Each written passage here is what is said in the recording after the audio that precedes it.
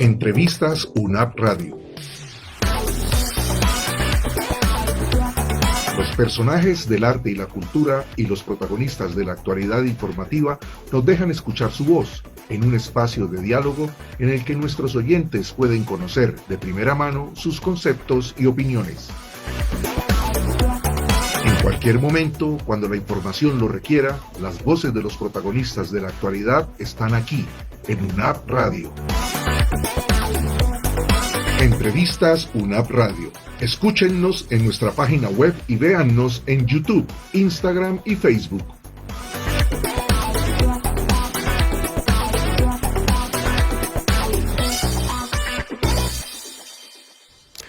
Hola, ¿qué tal amigos de UNAP Radio? Bienvenidos a este nuevo espacio de entrevistas UNAP Radio. Como siempre les traemos los personajes de actualidad del mundo del arte y la cultura. Pues les cuento que el próximo sábado 5 de octubre a las 8 de la noche en el Auditorio Luisa Calvo de la UIS se presenta, infortunadamente ya lo vamos a confirmar, tal vez por última vez, la obra de Cómo un pobre entierra a la mamá, de Primo Rojas. Y precisamente estamos con él aquí, quien se ha conectado con nosotros desde Bogotá, pero que ya en los próximos días vendrá a la ciudad de Bucaramanga para presentarse en la UIS. Primo, buenas tardes, bienvenido a UNAP Radio y bienvenido virtualmente a Bucaramanga nuevamente. Querido Javier, muchísimas gracias y bueno, como siempre es un enorme privilegio todo lo que tiene que ver con Bucaramanga y particularmente en este momento con la emisora de la Universidad es la Autónoma de... Sí señor, esta es la emisora UNAP Radio de la Universidad Autónoma de Bucaramanga, sí señor. Correcto, Javier. Entonces para mí es sencillamente un privilegio y por supuesto un placer poder tener esta ventana a través de la radio con todas las personas de Bucaramanga que nos estén escuchando en este momento. Bueno, empecemos por las malas noticias. ¿Cómo así que será la última presentación de esta obra que hace parte de esta gira que usted ya ha hecho por casi todo el país y por diferentes lugares del mundo también? Como la amenaza, si se vuelve un éxito, entonces la volvemos a subir. Claro. No, hay unas razones, querido Javier, y son de orden pues muy particular. En primer lugar, es una obra que me demanda muchísimo esfuerzo físico. Yo soy un hombre ya viejo, de 65 años, de manera tal que, a pesar de que todavía tengo gasolina, quiero dejarla como en un muy buen nivel. No sé si, yo creo que tú me entiendes. O Sí. sea, como en un excelente momento, que creo en ese momento yo estoy viviendo desde el punto de vista actoral. Y como ha sido una obra tan absolutamente curiosa, muy particular, que quisimos darle esa salida que fuera lo más hermosa y honrosa posible para el trabajo, que como tú sabes perfectamente, en esto de los trabajos y de las obras, uno termina por verlas prácticamente con los mismos ojos que un padre o una madre mira a sus hijos. Entonces pensamos que era como lo mejor y ese es el motivo de decidir que sería su última vuelta desde los escenarios.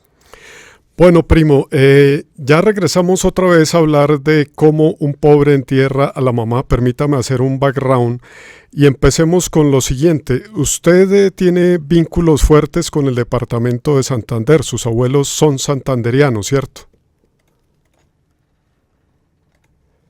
Bueno, ¿y eso qué ha representado en su carrera actoral? En mi carrera actoral... No sé, Ben, tiene mucho que ver, es decir, el vínculo que yo tuve, mis abuelos eran campesinos, Sí. ellos vivían en una región que se conoce como la región de Bolívar. Ellos tenían casa en el pueblo, casa en el campo, y mi infancia estuvo profundamente marcada por ellos, porque fue uno de los momentos más hermosos y felices de mi vida, sin el más mínimo lugar a dudas, y todo lo debo a mis abuelos, sin lugar a dudas, y a mis tías, es decir, a Ujú. todas las personas que vivían en ese ambiente, en esas dos casas, que realmente hoy en día me parece un hecho absolutamente maravilloso. Eh, mm, es muy importante porque yo conocí muchas motivaciones, surgieron de esa infancia que yo tuve, allá una obra que ha sido supremamente premiada, que son Las botas del tío Manuel, precisamente surge de manera directa a ver, es como dicen los expertos, de ese contexto Sí, eh, eh, cultural, histórico, de manera tal que mis vínculos con Santander son profundos. Además que en Bucaramanga he tenido el privilegio de encontrarme con un público siempre extraordinariamente generoso, muy, muy, muy, muy, muy, muy amable, muy divertido, y tengo una gran cantidad de amigos precisamente con Bucaramanga, eh, de manera tal que con Bucaramanga y con Santander mis vínculos son muy estrechos y supremamente, voy a decirlo de una manera, a ver lo más cercana posible, supremamente felices, felices, porque tengo una profunda vinculación con Santander desde su paisaje, desde que uno ingresa, tiene un sello muy especial, desde el cañón de Chicamocha cuando uno va por tierra, pero también desde que va desde el aire.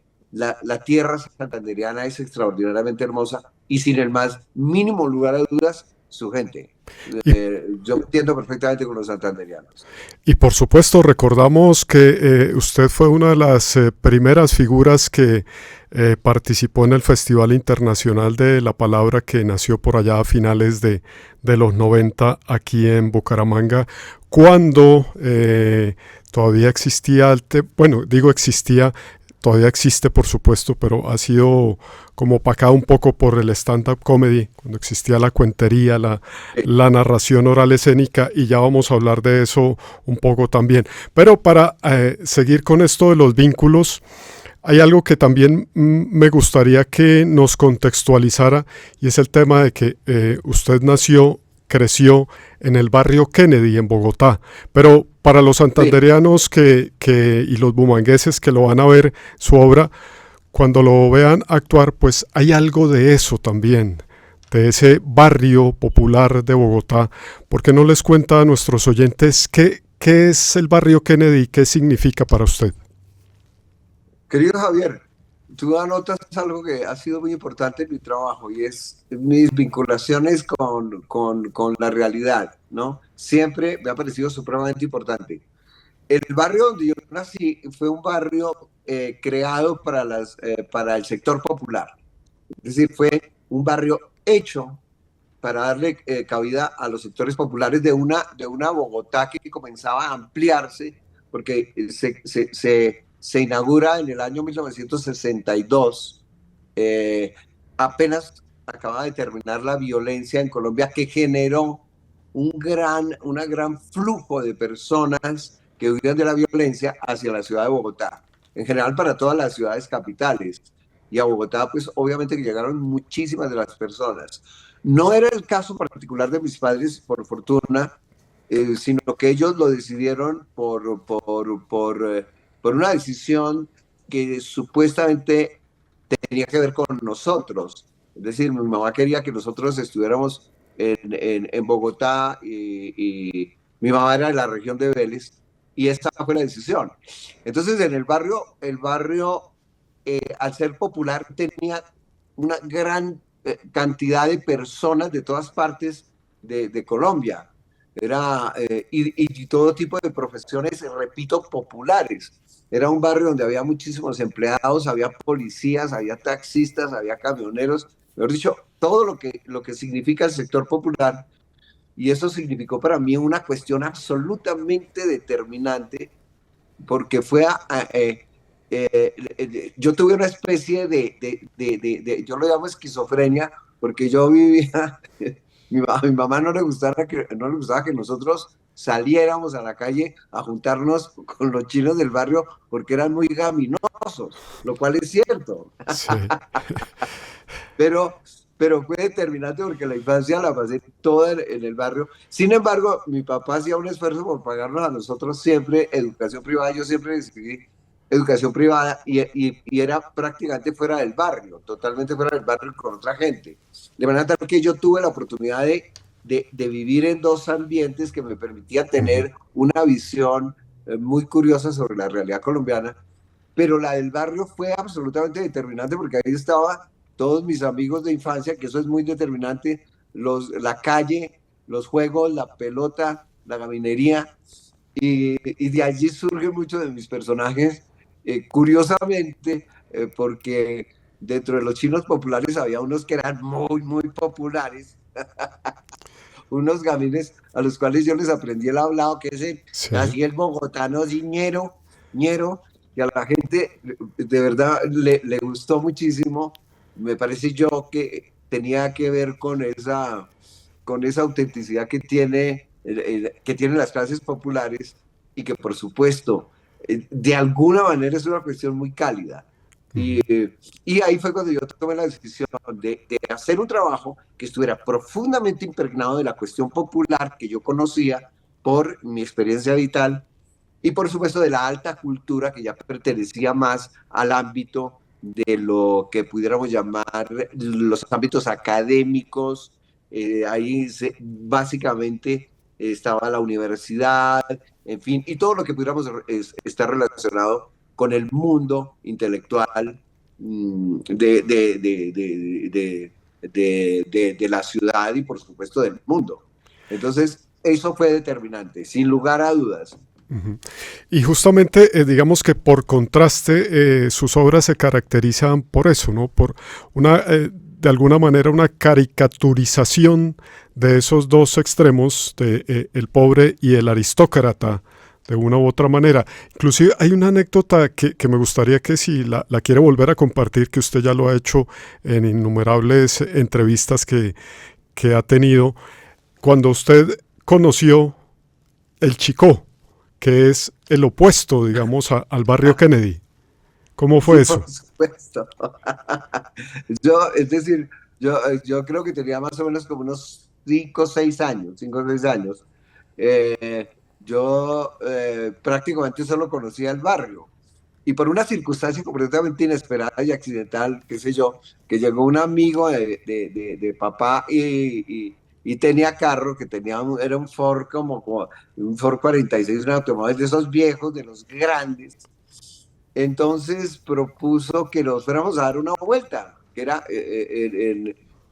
y para los chinos resultaba supremamente fascinante subirse a los carros, porque los carros en esa época eran extraordinariamente, el carro particular era muy raro, efectivamente pertenecía como a los sectores privilegiados. Hoy en día prácticamente el carro lo tiene todo el mundo, pero en esa época era muy, muy difícil. Entonces nos encaramamos una cantidad de chinos y con papá a bordo para ir a conocer y había una especie de tour no establecido formalmente, pero que todo el mundo hacía, que era ir a conocer los barrios de los ricos, se llamaba así, los barrios privilegiados. En ese momento el Chicó era el barrio más sofisticado que tenía Bogotá en ese momento, que era una Bogotá mucho más pequeña, y fuimos y el impacto para mí fue absolutamente fascinante. Yo no lograba imaginar. ¿Aló? Sí, ¿Todavía me sí, estás sí, oyendo? estamos bien, Ok. perfecto. Entonces, el impacto fue impresionante porque yo no conocía una arquitectura tan absolutamente hermosa. Como tú lo puedes imaginar, Javier, eran casas, cada casa era absolutamente diferente de la otra, eran casas de un diseño arquitectónico exclusivo y muy sofisticado. Las zonas verdes eran amplias, tenían amplios antejardines, mucho, mucho, mucho verde, árboles, parques, las vías eran muy amplias, es decir, un barrio fantástico para mí.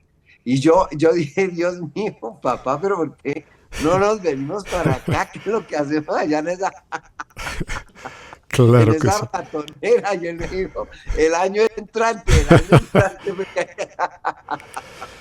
ahí duramos otros 20 años sin salir de ninguna manera. Pero me quedó eso y fue un impacto muy, muy, muy fuerte. Pero para mí fue maravilloso ver. Yo creo que yo soy una persona que disfruta mucho con la arquitectura. No tengo conocimientos especializados en la arquitectura, pero soy una persona, un diletante de la arquitectura porque me fascina. Yo creo porque son las formas, sin saber, es decir, la parte técnica, pero las formas me subyugan. Me parece que es una de las cosas más hermosas que tiene el ser humano, que es la arquitectura. Y eso fue, ahí fue cuando ya empecé a masticar que había ricos y pobres y que a Ajá. mí la mala suerte me había tirado en Kennedy. Bueno, pues a propósito de eso, primo, usted casi que podría escribir un tratado antropológico sobre esto, pero ¿cuáles dirían son las características básicas del pobre? El pobre, lo primero es lo reducido de sus opciones materiales, Ujú, sin lugar a dudas. Es decir, en el barrio, por ejemplo, papá tenía que hacer grandes sacrificios para pagar nuestros estudios. Y eso que papá era uno de los afortunados que podía pagarnos los estudios a los hijos. ¿Sí me entiendes? Era un ujú, empleado del Poder Judicial, era secretario de un juzgado. Pero papá tuvo la buena decisión de que, yo no sé, ahorrar no tuvo ningún problema, no fue un despilfarrador, no podía además, porque era un sueldo mínimo. En esa época el Poder Judicial no tenía los sueldos que tiene hoy en día, de manera tal que hizo maromas.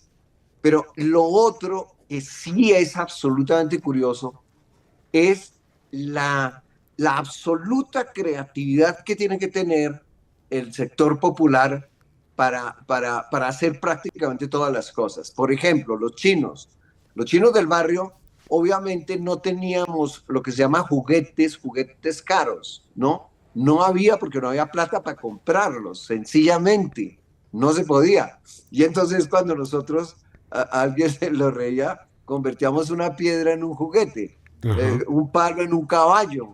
Es decir, hay una gran creatividad, hay una serie de juegos que surgieron y surgen solamente al calor de la calle.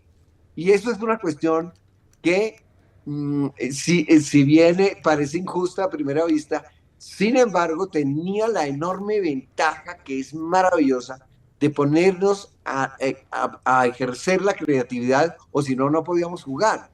Entonces ujú. nos inventamos ponchados, nos inventamos el soltado libertador, el rejo caliente, todos muy salvajes, las banquitas que eran maravillosas porque, querido Javier, los chinos de la cuadra salíamos a la calle a jugar a las 3 de la tarde el sábado o a veces entre semana y podíamos perfectamente sin descanso terminar por ahí a las 9 de la noche hasta que las mamás nos metían a la fuerza a las casas. Ujú. Entonces, toda esa creatividad sí me pareció muy divertida y las excursiones que hacíamos, porque Kennedy estaba muy aislado en ese entonces, era realmente muy aislado, porque fue hecha en la antigua territorio de Techo, del aeropuerto de Techo, que fue cerrado. Entonces había mucho paisajes hacia alrededor, montañas, algunas lejanas, y hacíamos unas grandes excursiones sin nada más que las patas para caminar y regresar. Todo eso es algo que marca profundamente mi infancia. Bueno, hablemos de la corrección política porque usted en sus obras justamente lo que hace es burlarse de los pobres, pero realmente lo que hay es una burla de quienes se burlan de ellos y utiliza Sí, la sí. ironía, el sarcasmo. No, usted de los pocos que hoy en día no utiliza esto de la corrección política. ¿Por qué? Bueno, yo creo que la corrección política fue un invento. Algunos dicen que empieza a surgir en las universidades norteamericanas, ¿no? Concretamente en Harvard. cuando es decir, se malinterpretó lo que era el colonialismo, qué sé yo. Y entonces se quiso decir que el lenguaje que resultaba despótico, es decir, la realidad, digamos, el eurocentrismo, que puede ser trasladado, por supuesto, a los Estados Unidos de Norteamérica, que, que miraba con desprecio o de manera despectiva las culturas que no pertenecían a los sectores desarrollados del mundo. Todo eso, entonces, creó una especie de complejo de culpa. Se habla todavía del complejo de culpa de los europeos con respecto a Latinoamérica, porque además tiene la cuestión que fue el despojo, la conquista, en fin, una cantidad de cosas mal interpretadas. Entonces, se inserta la idea de que no se puede hablar de las personas sino de una manera absolutamente respetuosa. Es decir, entonces el lenguaje popular automáticamente queda en cierto sentido amordazado. Es decir, ya no se puede decir negro, sino que se tiene que decir afroamericano. Listo. Pero es decir, entonces, en ese orden de cosas, a las clases bajas, ¿cómo se les podría llamar? Es decir, nosotros podríamos decir que a mí me van a llamar que euroandino, es decir, si nos ponemos a tratar de especificar de manera académica y correcta cada una de las cosas, el lenguaje queda completamente amarrado, porque como tú lo sabes perfectamente, la evolución del idioma no responde a la decisión de las academias, sino que responde al movimiento y dinámica del lenguaje del pueblo. Increíblemente, el que permite la evolución del idioma no son los círculos académicos muy sofisticados y eruditos, sino la lengua viva del pueblo. Y esa corrección política es absolutamente absurda. ¿Cómo es posible que a un enano ya no se le pueda llamar enano, sino hombre pequeño? ¿Tú te imaginas uno decir esa mierda? Es decir, hola, hombre pequeño. Eso es más insultante, por Dios. Uno sabe que es enano, como cuando... Entonces no sé cómo llamar a los calvos, es imposible llamar a los gordos, a una persona muy flaca. Es decir, se crea todo un sistema para impedir que nosotros, los seres humanos, nos expresemos espontáneamente y no necesariamente somos insultantes ni groseros. ¿Me comprendes? No. Perfectamente. Sino que se amordaza el lenguaje. Entonces ya no se puede decir este pendejo, o como en Santander tú lo sabes perfectamente, yo lo escuchaba perfectamente, todas las damas, mis tías, mis primas, de todas las personas que para referirse a un pisco le decían, este es mucho indio tangamín. Ay, el indio tan, ¿sí me entiende? Le llamaban el indio. Cuando uno se portaba mal, pero este indio, pero ¿qué es lo que está haciendo? Mucho indio, mucho. Entonces, que no, que ahora toca llamarlo ¿qué? Muchacho de mal comportamiento. No, por Dios, eso es absurdo. El lenguaje es vivo, es espontáneo. Entonces, eso no más que una mordaza completamente estúpida que pretende es impedir que las personas hablen. Eso es una cuestión completamente absurda, y que sí crea una profunda discriminación, querido Javier, una profunda discriminación, porque entonces, ¿cómo hablan los campesinos? ¿Cómo hablan las personas de origen más humilde? Sí. Es decir, no se pueden expresar porque dicen, es que lo que usted está diciendo es políticamente incorrecto. No.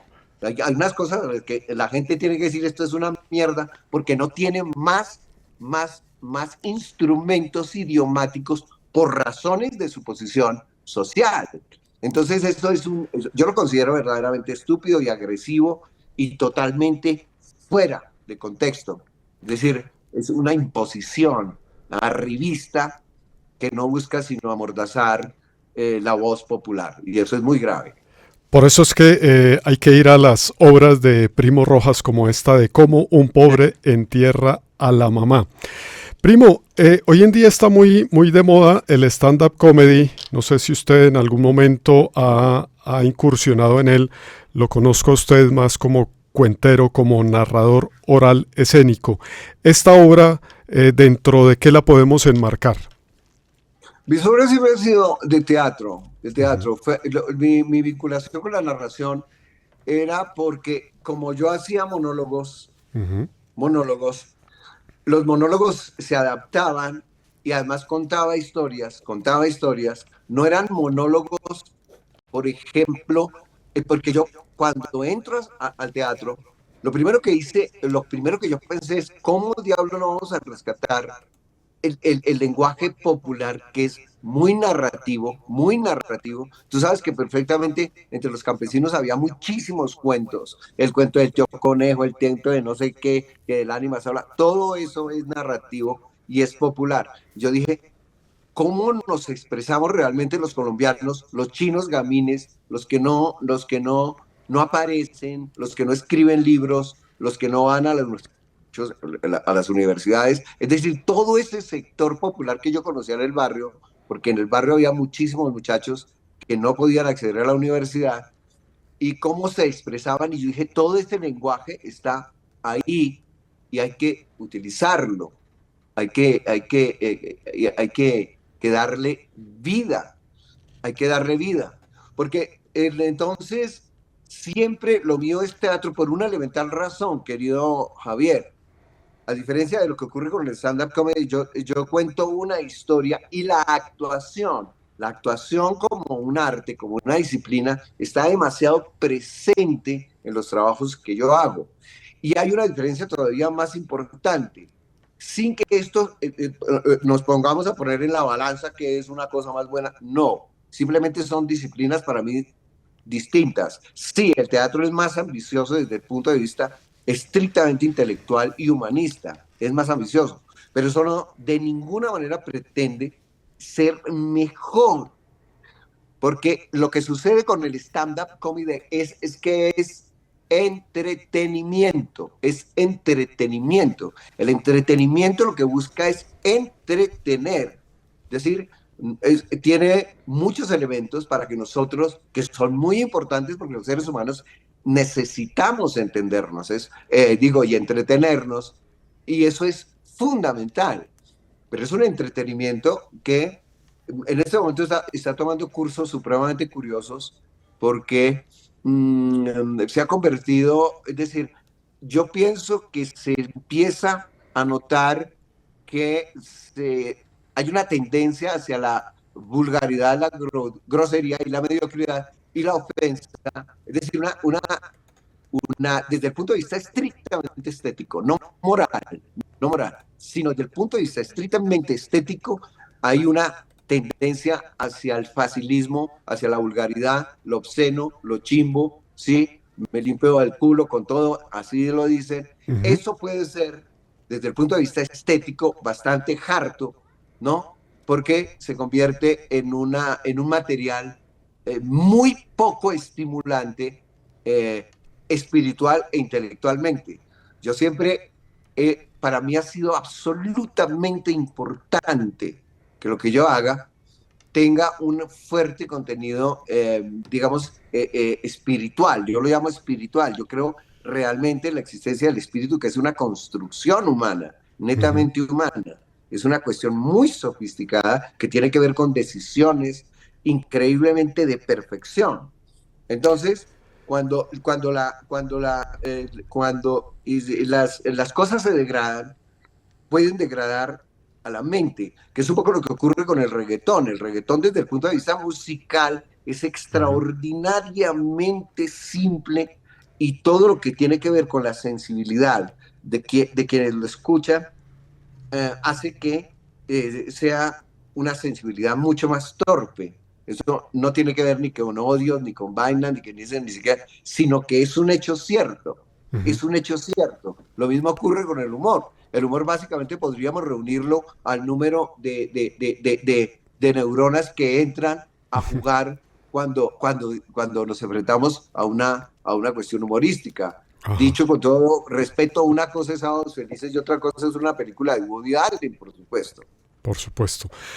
Bueno, de cómo un pobre entierra a la mamá. Este sábado 5 de octubre a las 8 de la noche en el auditorio Luisa Calvo narra la historia de Jerry, un hombre humilde y sentimental que se entera de la muerte de su mamá a través de un amigo y de ahí pues viene una serie de escenas que abordan la noticia, el velorio, el entierro, etcétera, etcétera. ¿Qué va a encontrar la gente? Y esta es la última pregunta, primo. ¿Qué va a encontrar la gente el próximo sábado aquí en Bucaramanga? Querido Javier, si yo tuviera que reducirlo, Sí. yo creo que lo que va a encontrar es a dos estúpidos que son el aristócrata que narra la historia de cómo muere la mamá y el entierro. Básicamente describe todo el entierro y eso que él pretende burlarse del pobre Jerry y Jerry.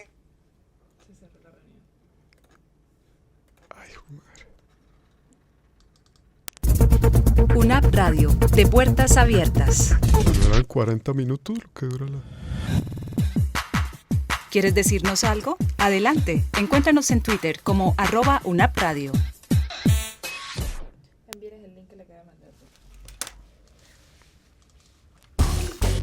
Estás escuchando UNAP Radio. Programa la mejor música y los mejores contenidos en UNAP Radio. UNAP Radio, la radio de tu generación. Música en su idioma original y sin subtítulos en UNAP Radio.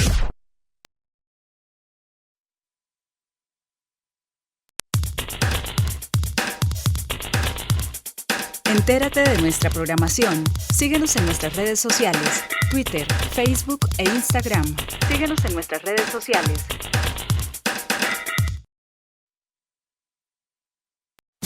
UNAP Radio, tu estación en Internet. En casa, en clase o donde estés. UNAP Radio te acompaña.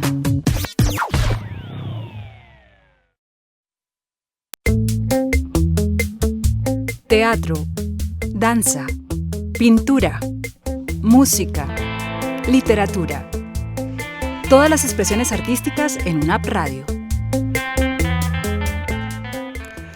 Retomamos en entrevistas UNAP Radio con Primo Rojas, quien se presenta el próximo sábado 5 de octubre a las 8 de la noche en el Auditorio Luisa Calvo. Primo, conversábamos sobre esta obra y usted nos empezaba a contar qué se va a encontrar el público que asista a Luisa Calvo el próximo sábado. Querido Javier, yo creo que se va a encontrar con dos estúpidos, que es el aristócrata que narra la muerte y el entierro de la mamá de Jerry, y Jerry, que es el pobre, que es también un estúpido porque le da, mejor dicho, todo el terreno, así como se dice vulgarmente, le da papaya para que el otro se burle, pero finalmente a través de la narración todos nos damos cuenta que el verdadero estúpido es el que está narrando. Y de esa confrontación entre dos estupideces, obviamente que lo que se espera es que el público sale ganando, desde luego, porque no hay nada más divertido que una discusión de idiotas. Eso siempre ha sido uno de los recursos más interesantes que utiliza el humor. Cuando dos idiotas hablan, increíblemente verdades surgen, pero por pura carambola, no porque lo pretendan. De manera tal que queremos... O sea, lo que yo pretendo es que sea una cuestión absolutamente divertida y algo importante, querido Javier, con final feliz, porque yo soy uno de los amantes de los finales felices. Sí. A mí me encantan los finales felices, muero por ellos, porque la realidad es bastante sombría. Ya la presencia de la muerte nos dice que nuestro final es bastante difícil.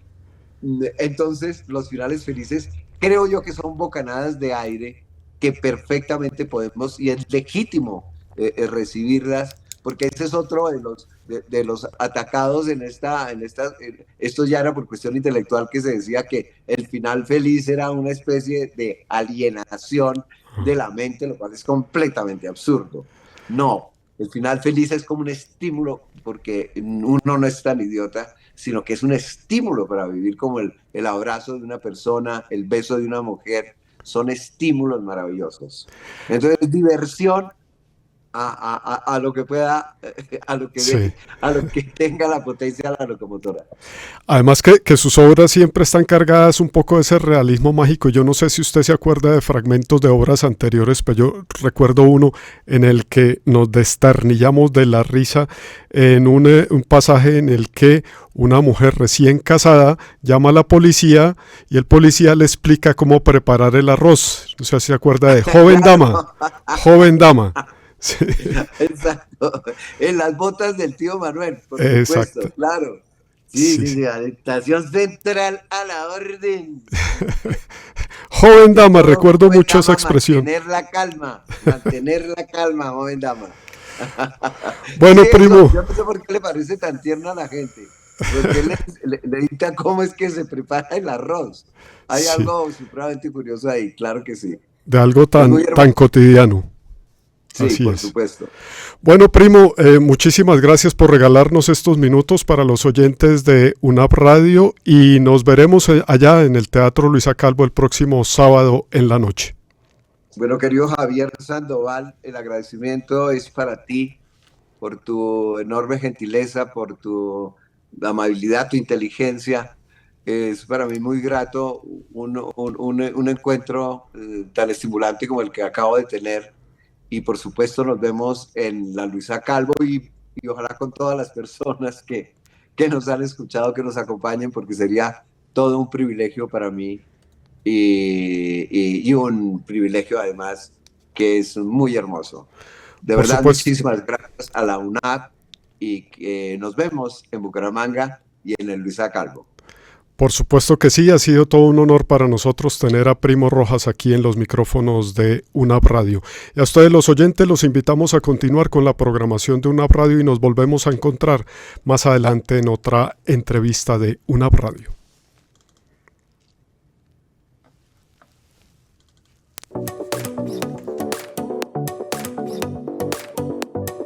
Entrevistas UNAP Radio. Los personajes del arte y la cultura y los protagonistas de la actualidad informativa nos dejan escuchar su voz en un espacio de diálogo en el que nuestros oyentes pueden conocer de primera mano sus conceptos y opiniones. En cualquier momento, cuando la información lo requiera, las voces de los protagonistas de la actualidad están aquí, en UNAP Radio. Entrevistas UNAP Radio. Escúchennos en nuestra página web y véannos en YouTube, Instagram y Facebook.